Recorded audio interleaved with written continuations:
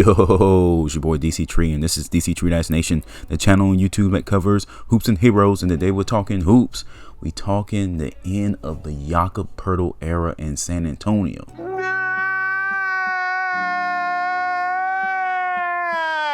And don't get me wrong, man. I shouldn't be shocked. I shouldn't be surprised.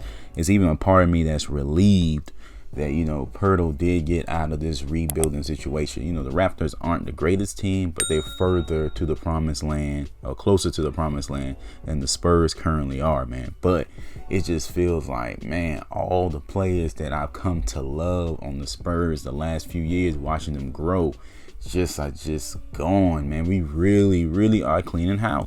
Congratulations! And don't get me wrong, this isn't the worst deal ever. We did get a lot of picks because, what the Spurs wanted originally, 2 first-round picks for Jakob Pirtle. That wasn't happening, man. I said that on the channel before. So the fact they got, a 1 first-round pick, 2 second-round picks, and then a solid center in Kim Birch, it's a solid deal, man. But, I'm just not a huge fan of just all these draft picks, because that doesn't really, necessarily translate to great players, especially when you got teams, those mid-tier teams like the Hawks, the Raptors, we're not going to have, great first round picks from them. Okay. So we're not going to, we always had that mid-tier type of player. And I got to tell you, man, the Spurs, they may know what they're doing, but they betting all their chips on this year's draft, man. We got to get the first or second pick. Maybe the third. I got to see who's at 3. But we need a franchise player, man. The Spurs are betting it all on them. They putting all they got in one shot, like Piccolo did that time. Now, so. No.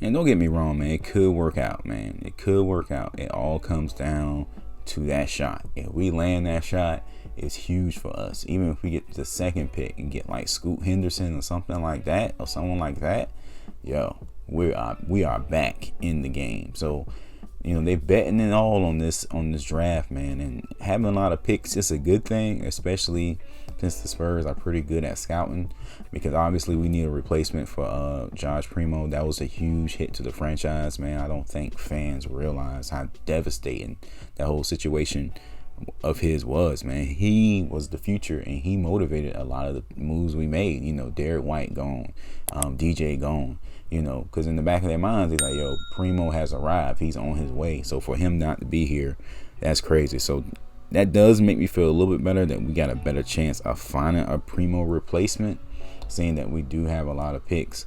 But, man, it's just sad to see Jakob go, man. He's definitely stepped up his game.